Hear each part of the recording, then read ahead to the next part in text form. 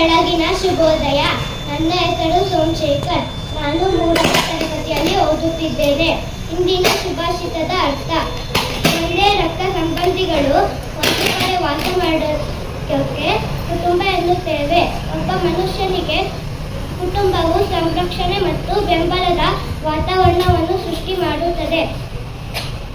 ಆದರೆ ಕುಟುಂಬವು ಪ್ರೀತಿ, ವಾತ್ಸಲ್ಯ, ಸಹಬಾಳ್ವೆ, ಸಹಕಾರ, ಸಂರಕ್ಷಣೆ, ರಕ್ಷಣೆ, ಗೌರವ ದೊರೆಯುವುದರಿಂದ ಇದು ಮನುಷ್ಯನಿಗೆ ಅತಿ ದೊಡ್ಡ ಶಕ್ತಿಯಾಗಿ ನಿಂತು ಸಾಧನೆ ಕಡೆಗೆ ಹೆಜ್ಜೆ ಹಾಕಲು ಸಹಾಯವಾಗುತ್ತದೆ. ಆದ್ದರಿಂದ ಪ್ರತಿಯೊಬ್ಬರೂ ತಮ್ಮ ಕುಟುಂಬದವರನ್ನು ಅತಿ ಹೆಚ್ಚಿನ ಆದ್ಯತೆ ನೀಡಬೇಕು. ನಾವೆಲ್ಲರೂ ನಮ್ಮ ಕುಟುಂಬದವರನ್ನು, ಗುರು ಹಿರಿಯರನ್ನು ಗೌರವಿಸೋಣ. ಧನ್ಯವಾದಗಳು.